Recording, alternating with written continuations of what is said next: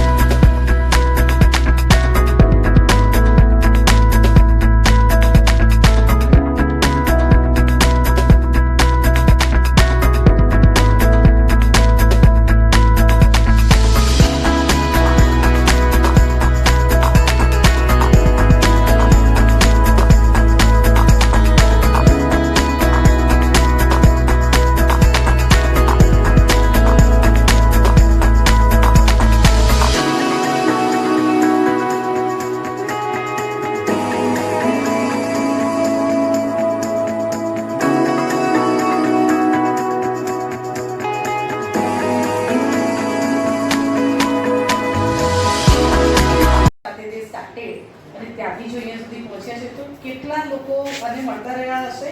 સો મે બી હું એવું કહું છું કે તમારું મારું કે બાળકોનું નહીં, આ સંસ્થાનું એવું નસીબ છે કે એક ત્યાંથી અને ક્યાંક કોકના ઓરા તો હોય એવા કે આપણને પોઝિટિવ બધું positive people attract positive things એ તો છે એટલે પણ બહુ સારું છે, ખરેખર બહુ સારું છે. અહીંયા અમે પર્ટિક્યુલરલી રોજ બેસીએ છીએ કહીએ કે ટચવુડ 10 રૂપિયાનો પણ અહીંયા આગળ હિસાબ હોય કે 10 રૂપિયાનું દાન અનરિટર્ન ના જાય કોઈ એવું કહે. અને ઇવન અમારી પાસે ભૂતકાળ એવા લોકો પણ હતા કે અહીંયા સાંજે આવીને મર્સિડીઝ ઉભી રહીને સંસ્થાના નામથી ને કાર્યોથી પરિચિત હોય એટલે ડ્રાઈવર અંદર લઈને આવે કે 70,000 કે સાહેબે કીધું છે કે લઈ લો અને રિસિપ્ટ નથી જોઈતી.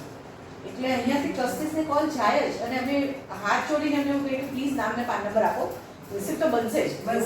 It is not possible over here કે રિસિપ્ટ ના બને. એટલે કોઈ ખિસ્સામાં મૂકવાનું તો વિચારે જ નહીં, પણ એવું પણ ના વિચારે કે ચલો આવી ગયા છે પૈસા તો ડિલિવરી કરીએ એની સાથે.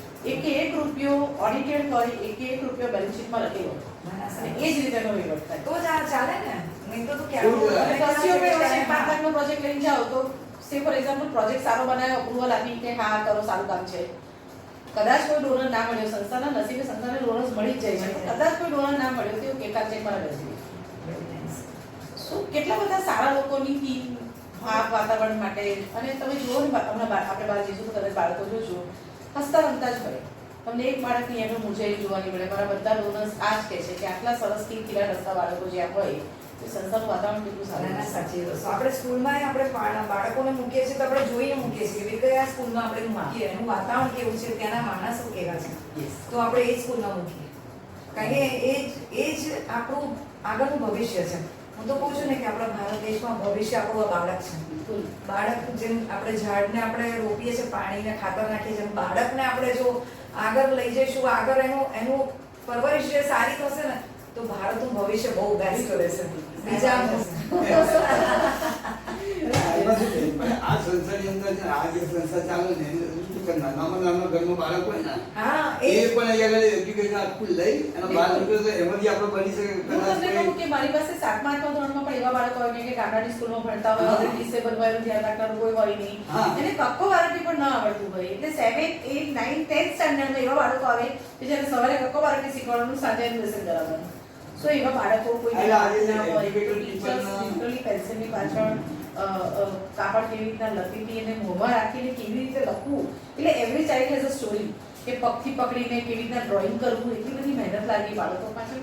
તમારું વચ્ચે હતું ડ્રોઈંગ કોમ્પિટિશન થોડાક વર્ષ પહેલા હશે. મેબી હશે કાંઈક ઓનલાઈન કરતા રહીએ છીએ. કારણ કે હું પણ પોતે બધું ધ્યાન રાખી છું એટલે બહુ સારું હતું એ. પછી વચ્ચે તમે આ મારી વોલ બાર પેઇન્ટ નથી કરી, એ મિસ્ટર જિગ્નેશ પટેલ હતા, એ લંડનથી આવ્યા હતા. ઓકે. અને એમનું બહુ નામ છે ત્યાં આગળ, એમને બહુ એવોર્ડ્સ મળેલા છે ને બધાની. જસ્ટ ઇન્ડિયા વિઝિટ કરવા આવ્યા છે ને એમને બધું હું રિવરફ્રન્ટ પર કરું તો સમય એમને પરમિશન ના મળી રિવરફ્રન્ટ પરથી વખતે કે બ્યુરોક્રેસી કે વોટેવર એના લિટિગેશન કે પેપર પૂરા નહીં થયા હોય તો હી જસ્ટ ડ્રોપ ઇન હિયર કે હું તો કોઈ દિવાલ પેઇન્ટ કરી જાઉં તમારી કરી દઉં તો વી સેડ ક્યાં કરી. અને એટલી બ્યુટીફુલ એમને 50 આર્ટિસ્ટને બોલાવીને બ્યુટીફુલી 1 ડેમાં વોલ કમ્પ્લીટ કરી નાખી છે.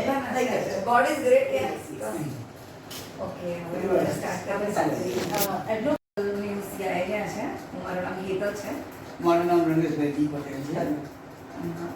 મેમ આપનું નામ શું છે? મારું નામ વિજિતા ક્રિશ્ચિયન છે. અને હું આ સંસ્થામાં એઝ ચીફ એક્ઝિક્યુટિવ ઓફિસર ફરજ બજાવું છું અને છેલ્લા 10 વર્ષથી હું આ સંસ્થા સાથે સંકળાયેલી છું. That means આપણા સંસ્થાનું એટલે કેવું કામ છે?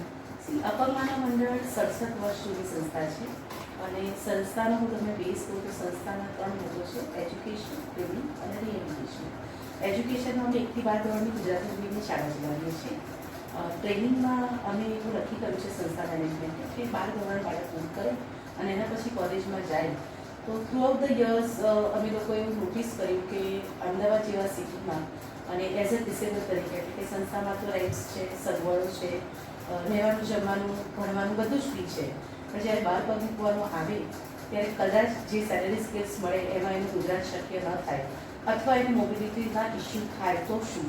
તો સંસ્થા ઘણા વોકેશનલ ટ્રેનિંગ સેન્ટર્સ ચલાવે છે જેમાં મોટો એવો છે કે કદાચ જો અમદાવાદની બહાર સેટલ થવાનું થાય અથવા અમદાવાદમાં પણ ઘરની બહાર ન નીકળી શકે એવી પરિસ્થિતિ થાય તો એની એક સ્કીલ એવી આવડવી જોઈએ જેથી એ ફેમિલી કે સમાજ પર બોજ ન બની જાય અને પોતાનું ગુજરાન જાતે ચલાવી શકે અને સ્વમાંતે જીવી શકે. સો એના પાર્ટ તરીકે સંસ્થાએ સમયાંતરે પ્રિન્ટિંગ, બેકરી, ફેશન ડિઝાઇન, અમારું સિલાઈ યુનિટ છે જે બાળકોના પગ બરાબર કામ નથી કરતા અને હાથ સારા કામ કરે છે એના માટે અમારું હેન્ડ સ્ટીચ યુનિટ છે અને લગભગ 2020થી સંસ્થાએ કમ્પ્યુટર ટ્રેનિંગ પર ફોકસ કર્યું છે કારણ કે સમયની માંગ છે. તો અમે એક આખા વર્ષનામાં ડિપ્લોમા કોર્સીસ ચલાવીએ છીએ તો અમે 1 બેચથી ચાલુ કર્યું છે આજે અમે 8 બેચીસ રન કરી રહ્યા છીએ.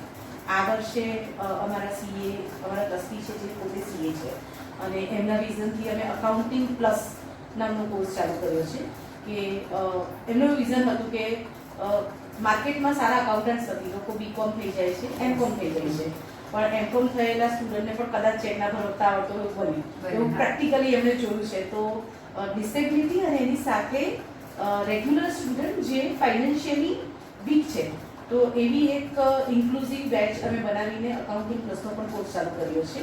એટલે એક અમે નવું સોપાન ચાલુ કર્યું. એટલે આવા વિવિધ કોર્सेस અમે ચલાવતા રહીએ છીએ. દિવ્યાંગ ઉદ્યોગ સાહસિકતા નામનો એક કોર્સ ચાલે છે જેમાં દિવ્યાંગોને પોતાનો ઉદ્યોગ ચલાવવો હોય કે સ્થાપવો હોય તો કેવી રીતે કરવું, પ્રોજેક્ટ રિપોર્ટ કેવી રીતે બનાવવો, માર્કેટિંગ કેવી રીતે કરવું, શું લીગલ પ્રોસેસીસ છે એના માટે પણ સંસ્થા હેલ્પ કરે છે.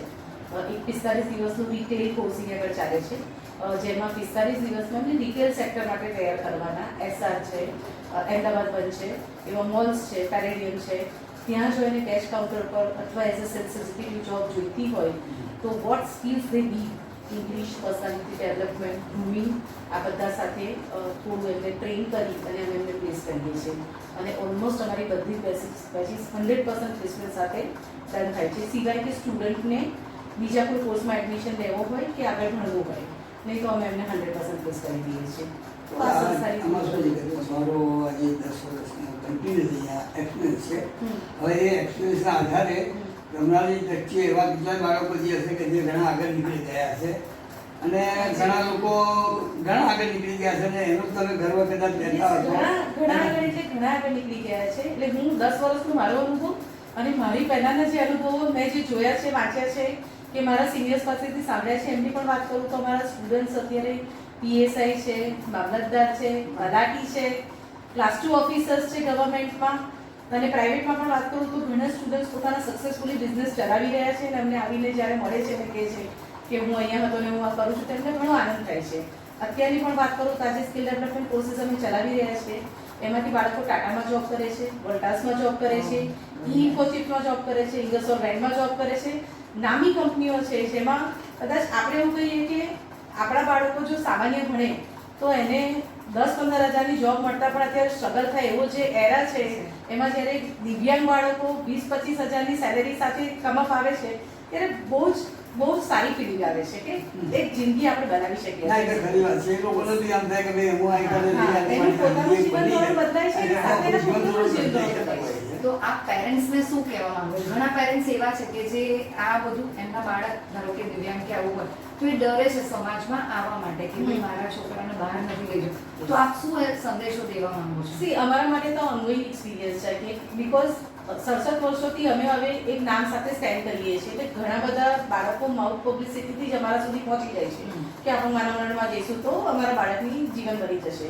પણ as a whole what we do is વર્ષમાં અમે 2 વાર રિયલ લોકેશન્સ પર જઈએ છીએ અલગ અલગ ગામડાઓમાં. Okay. અમે મેડિકલ કેમ્પ્સ કરીએ છીએ તો 500-1000 લોકોનો મેડિકલ કેમ્પ થાય. એમાં જે લોકો આઈડેન્ટિફાઈ થાય ને ક્રચીસ, ગોળી, વ્હીલચેર, સર્ચી જે જરૂર હોય અમે આપીએ છીએ. એમાં જે બાળકો આઈડેન્ટિફાઈ થાય છે એના માટે અમારા ટીચર્સ, કાઉન્સેલર્સ અમારી સાથે આવે. અમે સંસ્થાનો વિડીયો જોડે લઈ જઈએ છીએ. પેરેન્ટ્સનો અમે કાઉન્સેલ, તમે જે કહ્યું કે ડર, તો એ પેરેન્ટ્સને અમે સંસ્થાનો વિડીયો બતાવીએ છીએ. એનું અમે કાઉન્સેલિંગ કરીએ છીએ કે જો આટલા બાળકો આગળ વધી ગયા છે, અમને તમારું બાળક આપો. અને અમે એવું કહીએ છીએ કે કદાચ લોકો દાન માંગતા હશે, અમારે પણ ડોનેશન્સની જરૂર હોય કારણ કે આટલું મોટું લઈને બેઠા છીએ, પણ અમે પહેલા લોકો પાસે બાળક માંગીએ છીએ કે દાન તો અમને મળી જશે, પણ અમે તમારું બાળક આપો જેની અમે જિંદગી બનાવી શકીએ. કારણ કે બહુ જ ફાઇનાન્શિયલી બેકવર્ડ ક્લાસમાંથી આવતા બાળકો છે અને ઘણા બધા બાળકોમાં અમે એવું જોઈએ છે કે ખેતમજૂરી કરનારું વર્ગ હોય, સવારે કદાચ મજૂરીએ જાય તો સાંજે એના ઘરમાં ચૂલો સળગે એવી હાલત હોય અને કારણ કે દે આર નોટ ઓર્ફન્સ, એમના ફેમિલી છે. તો જ્યારે એ લોકો વેકેશનમાં ઘરે જાય અને પાછા આવે કે ઉપરથી સ્કૂલે જ્યારે પાછા આવવાનું હોય ત્યારે ઘણીવાર અમે એવી પરિસ્થિતિ જોઈએ કે અમે જવા આવવાનું ભાડું આપીએ તો એ પેરેન્ટ એને મૂકવા આવી શકે, અથવા અમારી બસ અલગ અલગ લોકેશન્સમાં મોકલવી પડે જ્યાં બાળકોને ગેધર કરીને એ લોકો અહીંયા આગળ લઈ આવે. અને that's how they start the studies. અને કદાચ બાબા બહુ દૂરથી આવ્યા હોય તો અમે એક રાત રાખીએ, એને જમવાની રહેવાની સગવડ આપીએ. તો આ બધી જે સ્ટોરીઝ છે એમાંથી અમારે એમને કાઉન્સેલિંગ કરીને બહાર બાળકને પણ લાવવું પડે કારણ કે બાળકને પણ ફેમિલી સિકનેસ લાગતી હોય અને પેરેન્ટ્સને એક ભરોસો હોવો પડે કે આ સંસ્થા છે ને તમારું બાળક બહુ સારી રીતે સચવાશે. તો દેટ્સ હાઉ વિડીયો બતાવીએ, કાઉન્સેલિંગ કરીએ, પેરેન્ટ્સને અહીંયા ઇન્વાઇટ કરીએ. એક દિવસ અમે એને રાખીએ એટલે એનું વાતાવરણ જોવે અને હેપીલી તૈયાર થઈ જાય છે બાળકને અહીંયા પર મૂકવા માટે. અને એ બાળક પછી અમારા માટે તો પહેલા ધોરણનું મૂકેલું બાળક એટલે 5 કે 7 વર્ષનું બાળક અહીંયાથી 25-30 વર્ષે જ બહાર નીકળે છે. એટલે અમે એવું કહીએ છીએ કે અમારા 450 બાળકો છે. We are the parents throughout the years. એ લોકો સાચી વાત છે કે ખૂબ સરસ. બહુ ઘણું સારું કહેવાય કારણ કે સંસ્થાની ઉપર એક જે લોકો પોતાના પેરેન્ટ્સ જે પોતાના બાળકોને મૂકવા આવે અને એનો જે વિશ્વાસ તમે જીતો છો Yes.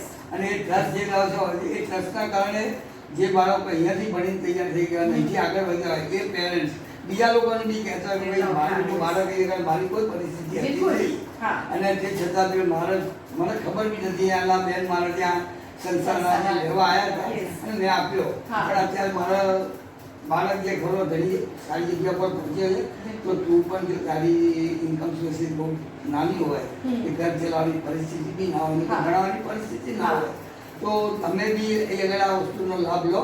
Yes. તો એ ઘણી વસ્તુ છે કે તમે 10 વર્ષના ગાળામાં અને જ્યારથી બી આ સંસ્થા ચાલે છે ત્યારથી એ લોકોનો વિશ્વાસ જે જીત્યો છે અને ડોનેટ આપવાવાળા બી જે એવા વ્યક્તિ હોય છે કે જે એમને લાગે કે અહીંયા આગળ ખરેખર વાતાવરણ સારું છે. તમારે કહેવા મુજબ આજે વિશ્વાસ રાખીએ. તમારે કહેવા મુજબ આજે